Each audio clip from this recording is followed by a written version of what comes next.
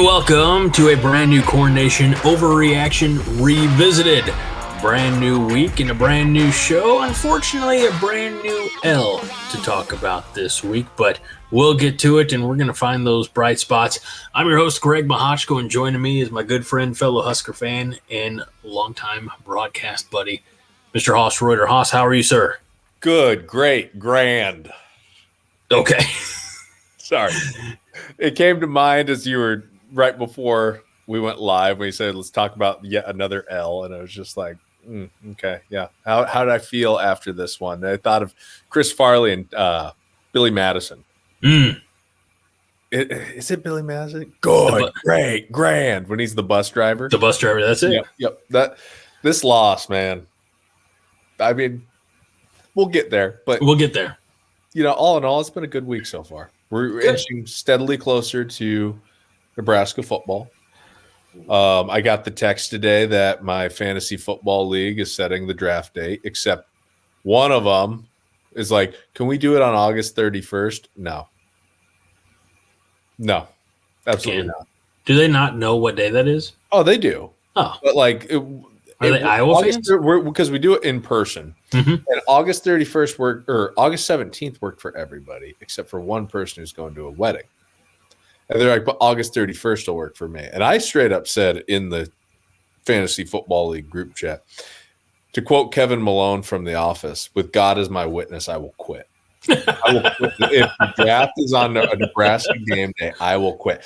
I love, I reference pro football all the time on this podcast, using it, anecdotes, using it as references. How much you hate Bill Belichick and the Patriots?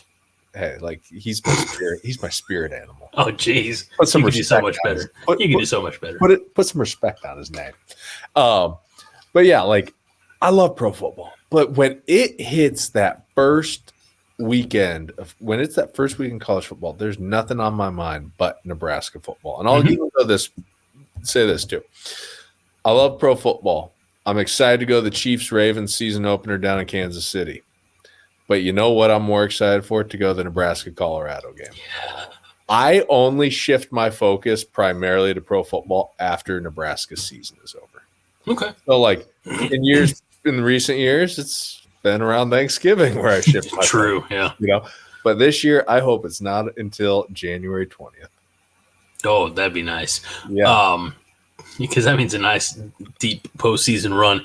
I thought you were going to say you shift focus only on like Chiefs game days, Even that, like, here's the thing. I have not missed a Husker game. God, probably since 2007. Like back when they were on pay-per-view. Yeah. Like I'm always watching. But if I have to miss a Chiefs game because of whatever, when I was in undergrad and grad school, if I had to miss a Chiefs game because I need to get some work done, no big deal.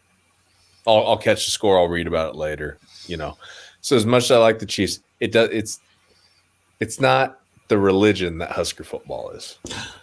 It's weird because, and maybe it's when I started podcasting either for Husker Locker or CornNation, and built up this community like Brian Toll and people like him, eventually John Johnson, yourself. But my focus was always on the Steelers. I remember when I moved back to Illinois, this was 2007, and I just ran, threw into Google, like, where can I watch Steelers football, Southern Illinois? And it said Buffalo Wild Wings in Carbondale. All right. So first game of the season, I put on my Jerome Bettis jersey, and I drove down I-57. It was about an hour and a half or so drive to get to the B-Dubs down to Carbondale from my place I was living at the time. And I walk in, and it was Steelers-Browns season opener. And I see one or two guys wearing Steelers jerseys, so I just kind of naturally migrate over to them. Hey, how you doing? I'm Greg. Oh, I'm RJ. Dude was in my wedding. 2 years, just about 2 years later. So, but I think for me, it was when I dropped NFL Sunday Ticket. I was like, I can't justify the expense anymore. There's things I'm already devoting the 3.5 or whatever hours to watch Nebraska football on Saturday. Like Sunday, I probably need to get out and mow the yard or do something productive, So I end up dropping NFL Sunday Ticket, and then was like, yeah, if I catch the Steelers on Sunday night or Sunday afternoon or Monday Night Football, great. But it kind of, for me, at that point, it stopped being the focus.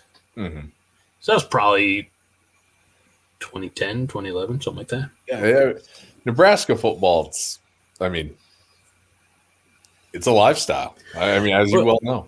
Think about this. This is my third Husker show this week. Because I did Monday Night Therapy. I filled in for John. Five Heart Podcast was last night. And then, of course, this drops on Friday. So, this is my third Nebraska show. I've never done a Steelers show. Yep.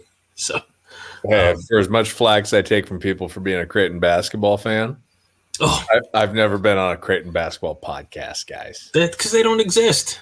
Oh, they do. I listened to them in March. Nobody's that proud of being a Creighton fan. You ever come to Omaha? I'm going to take you to a Creighton game. That's like saying if you ever come to St. Louis, I'm going to take you to a Cardinal game. I'll go, sure. Drink some beers, eat some glizzies.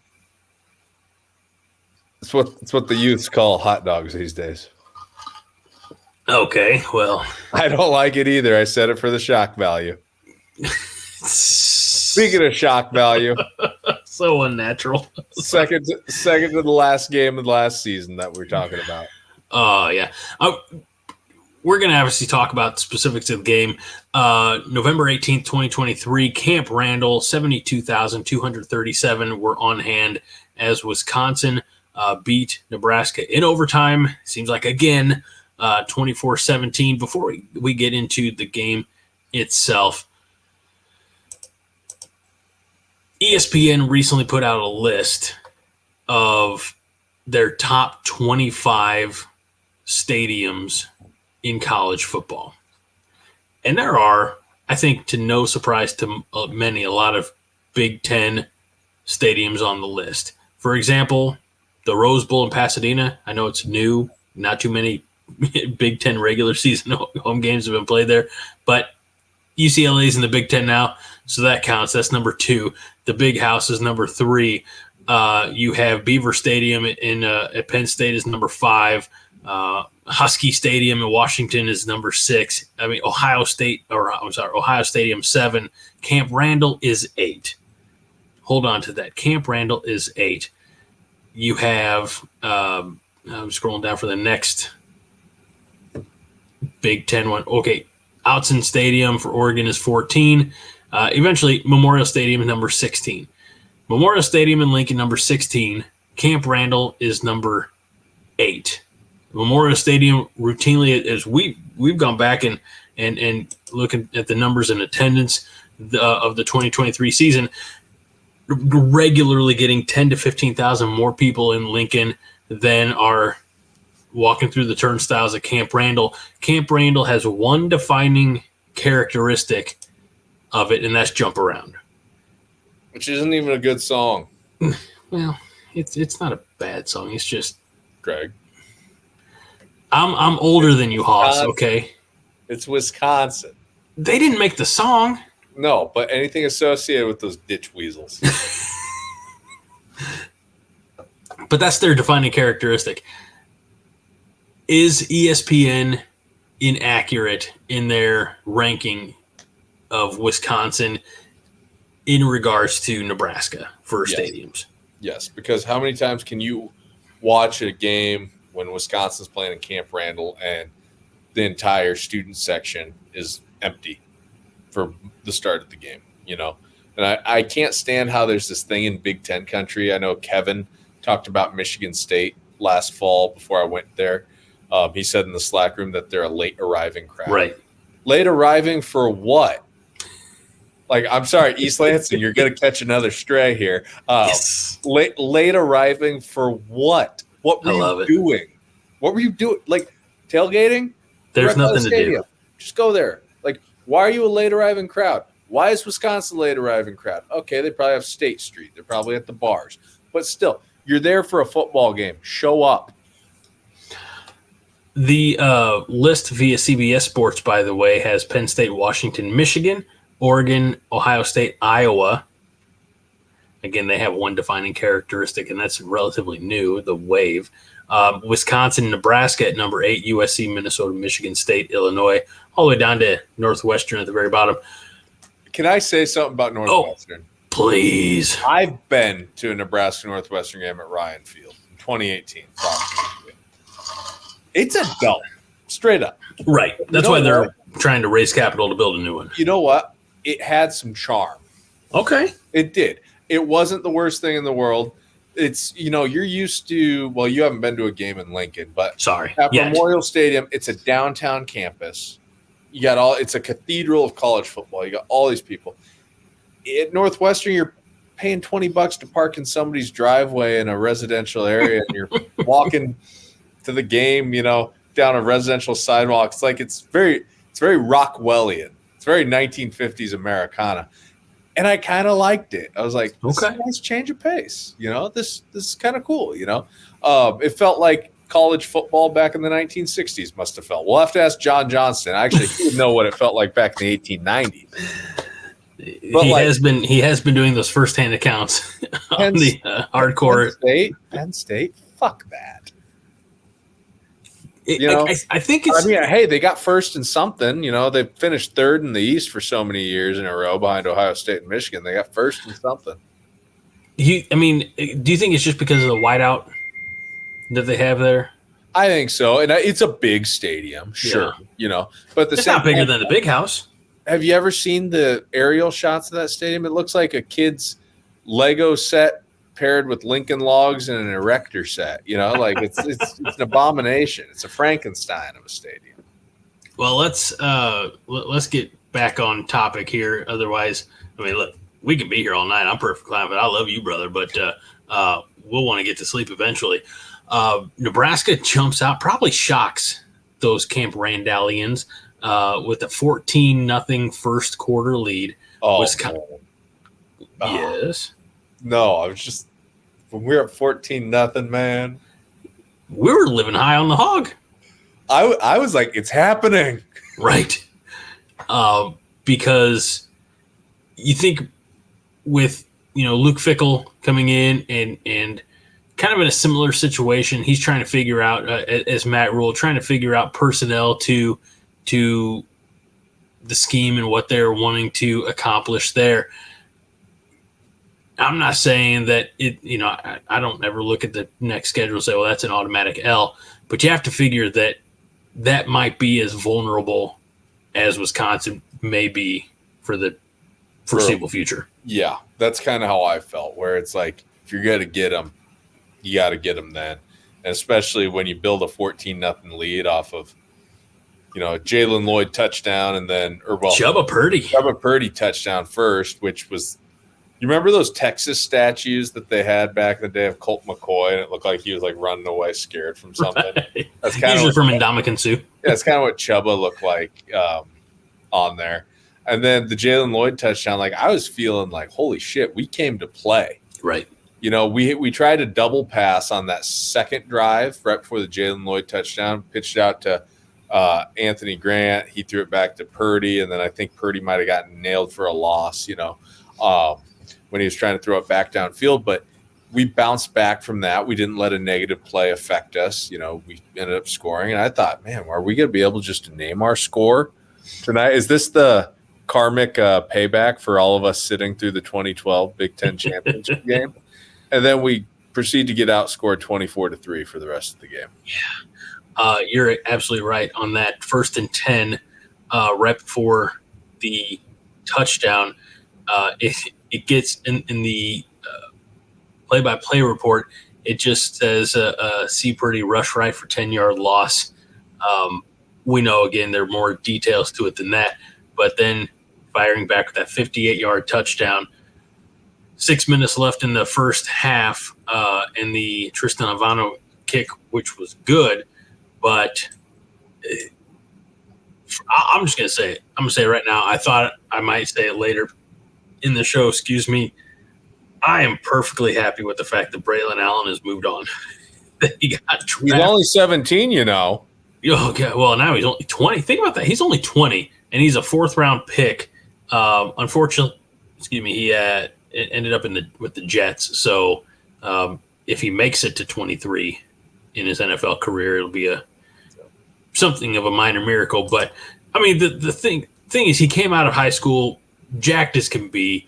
You saw a lot of those training videos and things like that of him. I guess kudos to him for putting, having that type of discipline or vitamin S or whatever it might have been. I don't know. I'm not. That's for entertainment purposes, folks. I'm not accusing or making allegations. I'm just glad because you're right.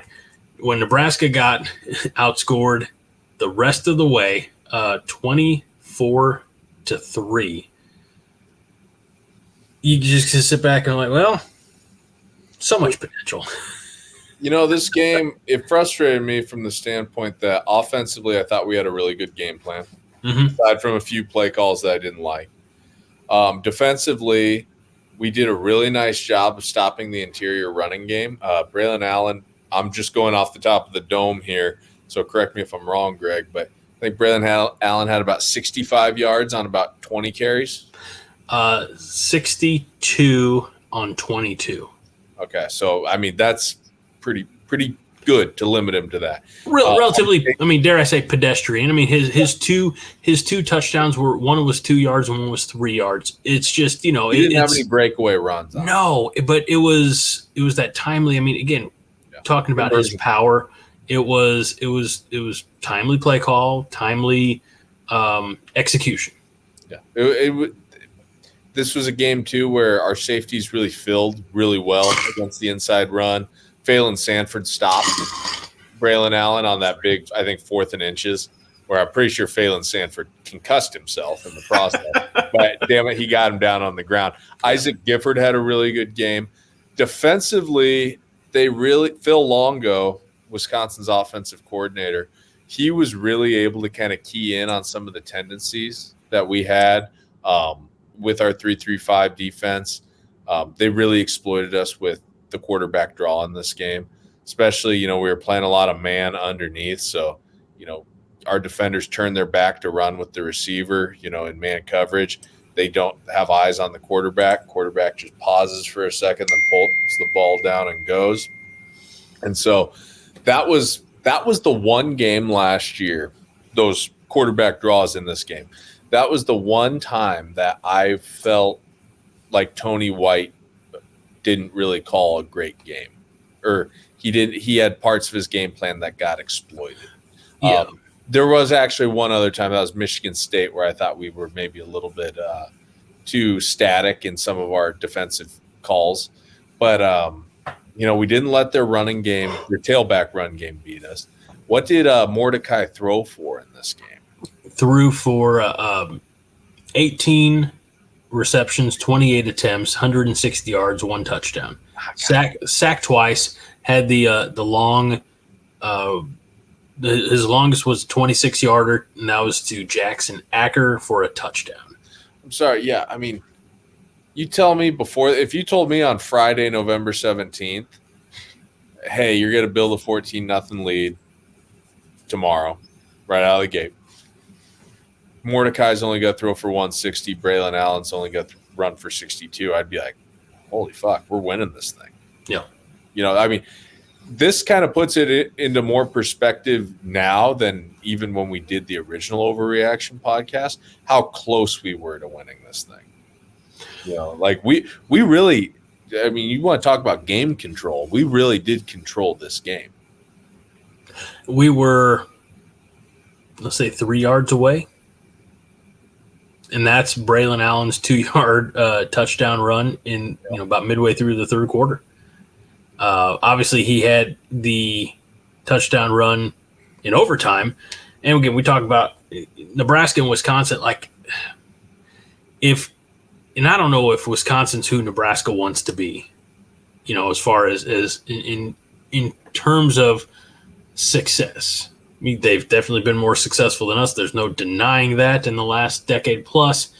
But I don't know if that's the expectation we want to set for ourselves. And look, we're Nebraska. We can be as Kool-Aid drinking, high expectation setting as we, dream big as we want to be, we can want to return to the mountaintop. But if Wisconsin's that litmus test, I feel like every year, with a few exceptions, not counting Melvin Gordon, but we tend to rise to the occasion on those Wisconsin games. Yeah, very rarely have we gotten our again. Melvin Gordon somewhere scored again.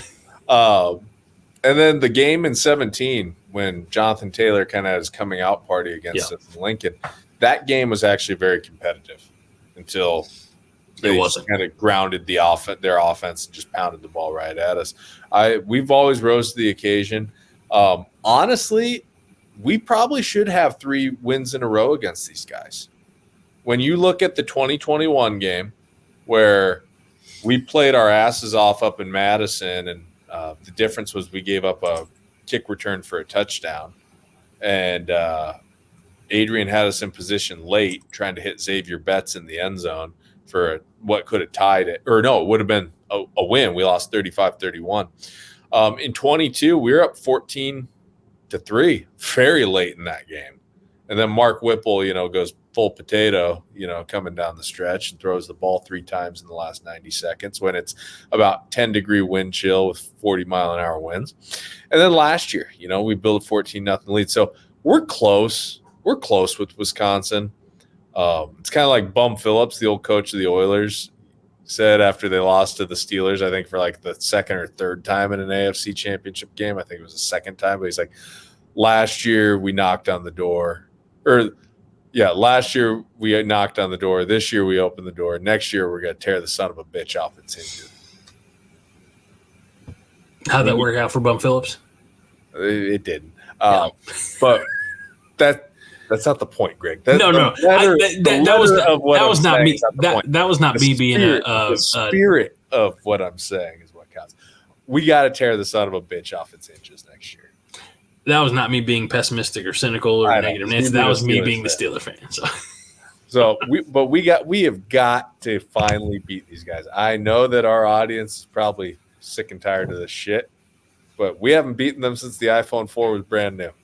Like we have to change this. We have to change this. And I think I can probably stop using that analogy because I only used that analogy when I was trying to remind people why Frost was a fraud. When was the iPhone 4? 2012, bro. Jeez. Okay, yeah, so you were like what? 28? In when? 2012? I was 30. Close enough. I did very good. I'm impressed. So we have that. We haven't been to a bowl game since the Obama administration. If I threw out another random, you'd be able to be like, not since I don't know. I don't have a good. Haven't beat Texas and Austin since the Kennedy administration. Jesus. And realistically, when's that game ever going to happen again? Probably never. Yeah. If it does, I'll be there. And well, my other thing is now they're trying to do these showcase at neutral locations. Site. I hate it. It takes away what's great about college football. I agree. On-campus stadiums.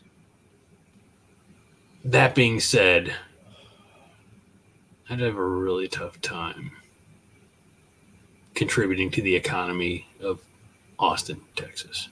I thought next year we open up the season with a neutral site game, Cincinnati at Lucas Oil Stadium. I saw Lucas Oil Stadium, by the way, last week when I was on vacation.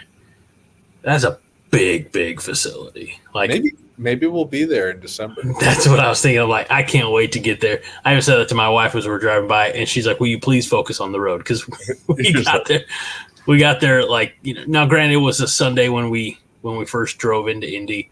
But it was, dinner time, so there were a fair amount of vehicles on the road. I was like, honey, Lucas Oil Stadium. She's like, you need to watch the traffic. I was like, will you take a picture? Go ahead. Sorry. I was going to say, will you take a picture so I can send it to Haas? She said, no. I'm very moved that you were thinking of me. I thought about you a lot. I thought about you every time I donned this cap. I bought a new hat this weekend. bunch of shields. Very nice. And I like the it's like the old Frank Solich khaki Nebraska hat. So I was like, it's a pretty sweet hat. I'm gonna buy it. So this thing's probably gonna be faded brown, in a couple of years because I love to wear my hats outside in the summer, and right. I'll even wear them when I'm lifting weights on occasion. So yeah, I like to wear my hats into the ground. I think I have another hat around here somewhere. I appreciate the quick crotch glance that you gave us there. The what? You moved like the thing down, and I saw like the camera. It went straight down into your. Oh shit! Thank God you were wearing pants or shorts or something. Yeah, well, of course I'm wearing. What, you think I'm sitting here naked? The pandemic changed a lot of people, Hoss. I don't. Well, it didn't change me, Chief.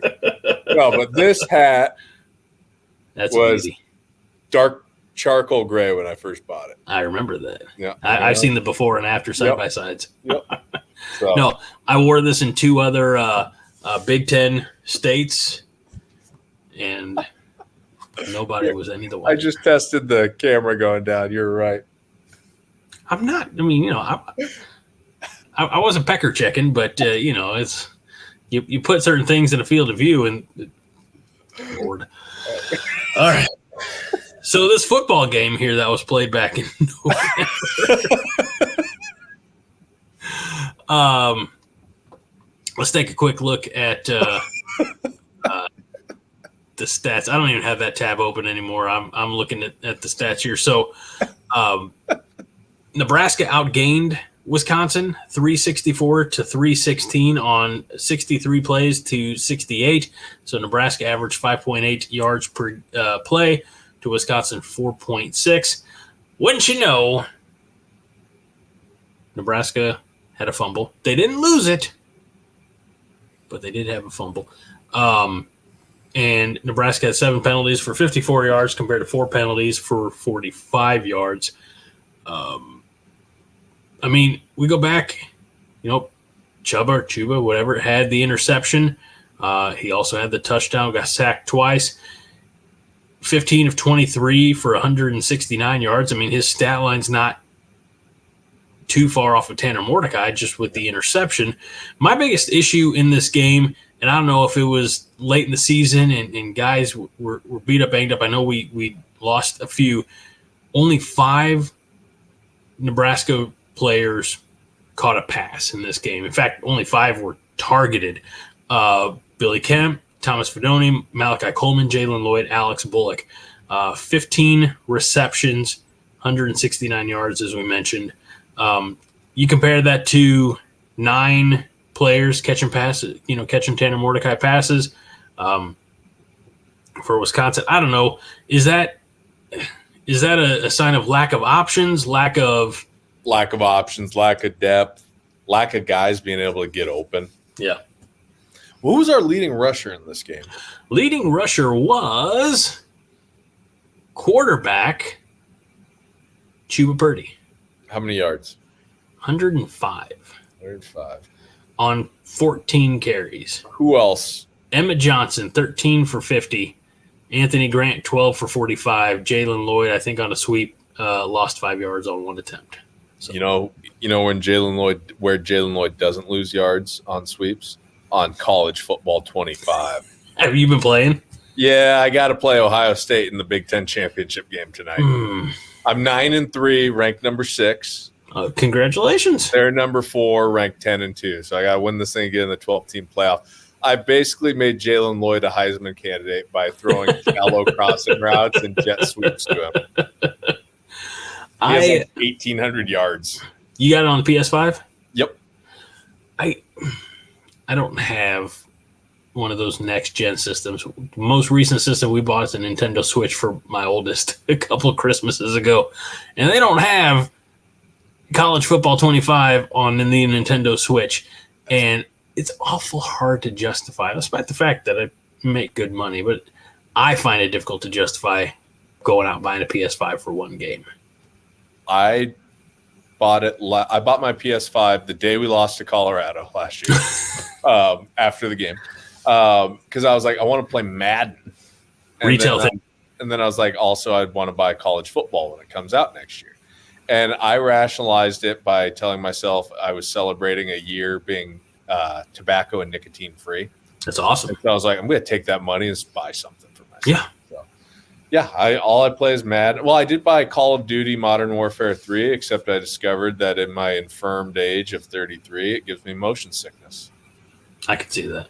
Yeah, I played it for 30 minutes, then I was like, oh, I don't feel good, But, problem, we bought a couple of games, but we've done it over like the Nintendo Marketplace or something.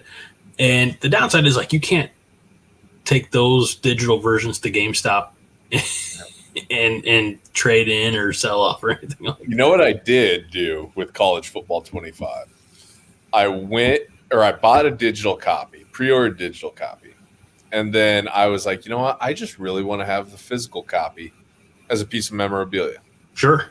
So I went out and bought a physical copy as well. And just one of those things, I guess I'm just nostalgic, for the early to mid aughts, buying the physical copy at Walmart every July. It's been a long time since I bought a new video game disc in a store. A long time. Because my PS4 stopped working. That's all. This football game that didn't end in our favor. Yeah, we keep yeah. I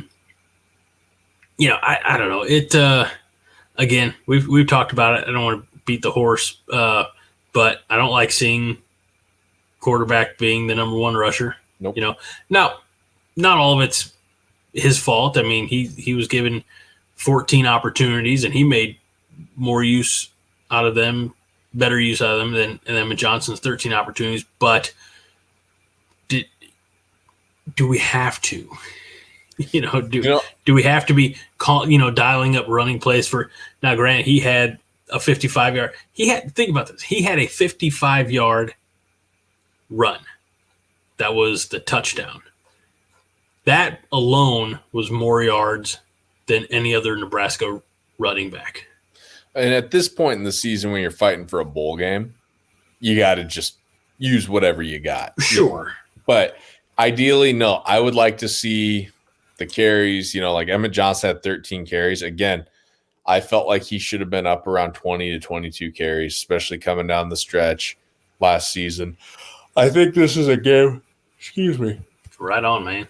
I think this is a game where if Gabe Ervin is healthy, if he doesn't have that hip injury against Northern Illinois early in the season, I think this is a game where you see a back have 25 carries and you just try to pound it right at Wisconsin. This one hurt to lose. Couple criticisms. I don't think Rule, a week before, Rule doesn't settle for a field goal, plays for the touchdown, throws, Purdy throws the pick against Maryland in the end zone. This time, I think Rule was feeling a little snake bit. The program was feeling snake bit in general with the bad luck, because I remember a lot of people being really pissed off about draining the clock at the end of regulation and play for the field goal instead of just going straight for the win. It's kind of the damned if you do, damned if you don't thing. Right. You're not going to make everybody happy all the time. I think, honestly, I agree with Rule for draining the clock there at the end, playing for the field goal, because it's like you're thinking, what just happened last week? We had 3 and we went for the touchdown. We didn't get it. Like, let's at least guarantee ourselves overtime, another possession. And with the defense that we had, you're feeling pretty good about getting the ball back, holding them to no score, holding them only to a field goal. And so I don't blame him for that. Some of the play calling, I didn't like the play calling in overtime, especially the speed option reverse to Jaylen Lloyd. They tried to run that earlier in the game to no effect. Yep. And I just feel like there could have been a little bit more of an emphasis on trying to push the ball downfield in that situation rather than, spreading things out horizontally with the reverse. But that, all in all, like, the team really did battle their asses off, tried to play a pretty clean game for the most part. Were we even on turnovers with them? No, we did have the interception there at the end of the overtime. That was on 4th down, though, so I don't really. Yeah. And then we had the fumble, but we recovered. So trying to think who fumbled. Oh, you would ask me that question. I pull that information up for you here. My apologies, good folks. Damn, it doesn't say. I bet it's probably Anthony Grant. We'll just go with that. Harsh, man, harsh. Well, Quentin Ives. Totally forgot. On a return. that That's what makes sense. So again, I guess it didn't come back to bite us a ton. This game, I had a Friendsgiving to go to the next morning after this game, and I just remember being very depressed. Are you better now? I'm seeking therapy. Aren't we all? We should be anyway. Yeah, you know what? Maybe John, with his Monday Night Therapy podcast, needs to go full on Robin Williams, Goodwill Hunting. It's not your fault. It's not your fault. It's not your fault. Not you, man. How much you bench? 285, Chief. Your move. Yeah. I rewatched that movie probably within the last couple of months. It holds up. It's timeless. Yep. Love it. So, Goodwill Hunting. I want to ask you, this got brought up in Monday Night Therapy that I was sitting in for John this week. Nebraska is, over the course of the next couple of years, going to transition from turf to grass. Love it. That's what I said. Love it. One, the aesthetics of the game. Mm-hmm. Two, less non-contact knee injuries, better for concussions. I mean, like, it's a no-brainer. And plus, the technology is so good now that you can have grass growing late into the year. They're going to have heated grass. Yep. The Kansas City Chiefs pull it off? They're only 3 hours south. Like, that's also been my rationale on why an air raid offense could work at Nebraska. Chiefs run it in the same area of the country. I'm glad that we're of one mind. I bet John really wants AstroTurf to come back. I talked about that, man. Like concrete with a little bit of carpet on it. It's the worst idea in the world. Yeah, like who thought it was a good idea? I don't. And you watch again aesthetically, not fun. No, it looks green and washed out. It doesn't play well for television. Now, granted, at the time that AstroTurf was huge with the technology that they had, I'm sure on TV. But you watch some of those old football or baseball games, you're like, oh God, 480p resolution, right? If you're lucky, just that. So excellent. One more game to go in this trip down memory lane, and unfortunately, it's that dang old Black Friday game. Those rat bastards from Iowa City. That damn game. Again, could have been, should have been. You know what? I'm not gonna go back and be like, hey, that's the worst loss we've ever had against Iowa. No, there's ones that are more painful than that. Like the 2019 game when Keith Duncan, their field goal kicker, blew kisses to the Nebraska line. Yeah. I mean, like I was like kind of hunched over with that final kick, watching it like a baseball coach, kind of. And I fell to my knees when that kick went through. I mean, just pounded my fist on the ground. That one's the worst one by far to lose to Iowa. Yeah. But like this past year, I'm like, God, how nice would it have been to go to a bowl game at Iowa's expense? Like that would have been, beat a ranked team, beat your rival, lock up bowl eligibility. And if we would have, we'd be having one more episode after that Iowa game. Yeah, I don't know what we're going to do after that Iowa. We have thoughts on how to ring in the new year, so to speak. We'll disclose some of that information as more of it becomes available. But working on, you and I know this, we don't want to name drop anything, get people's hopes up, but we're working on bringing on a special guest next week for that Iowa revisit. So full disclosure, it's not going to be a celebrity. It's going to be somebody, one of our friends from CornNation. So like don't think that we're going to be getting Adrian Martinez on the show or anything like that. Like, it's going to be a name you know from a site you trust. Yep. But we'll work on that. Haas, thank you for the hat. Thank you for being you. And dare I say, looking forward to seeing you in a couple of months. We're going to have to drink some beers, my friend. Right before we started Rolling Sound, I texted our friend of the show, Josh, and I said, where are we staying September 6th and 7th? He's like, that's a good question. We can stay at his brother-in-law's house. I think they live outside of Lincoln. He's like, or we could get a hotel. And I'm like, I know Cole. Cole's a good dude. I don't want to interfere on his and his wife's life. I'd be more comfortable staying in a hotel personally. Mm-hmm. But yeah, we need to. I'll be driving in from Illinois that day, or on Friday. On Friday. So I'll be in town 2 nights, and then I gotta be up to drive back. Unless I know somebody with a plane, I gotta ask if they're going. Well, hey, you just want to swing by and pick me up? Are you? Well, where's Josh coming in from? Twin Cities, Scottsbluff, Gearing. Oh, I thought you meant Twin Cities, like Minnesota, St. Paul. No. God, you might have better luck getting a hotel in Omaha. Probably. Like, you might have a lot better luck. Yeah. I see a pretty nice new piece of furniture behind you. I'd probably sleep on that for 2 nights and throw my back out. Yeah, and this thing is pretty nice. You know, got rid of my old shitty furniture, the Texas orange couches, and I made $400 off of them. There you go.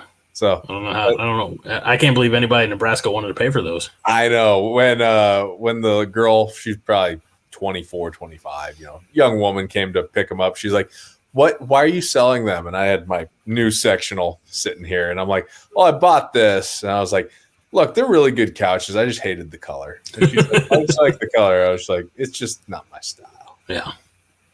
But $400, man. So I put that towards some Colorado tickets. That's what I did. Oh, there you go.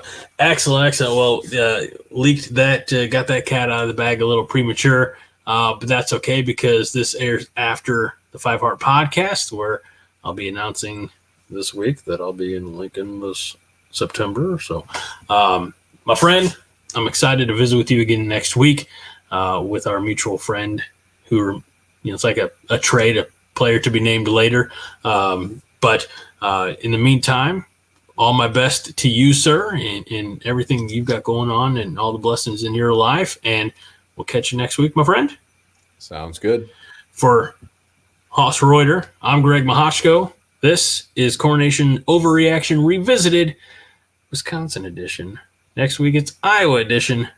But as always, go Big Red. Haas. The road goes on forever and the party never ends. Never.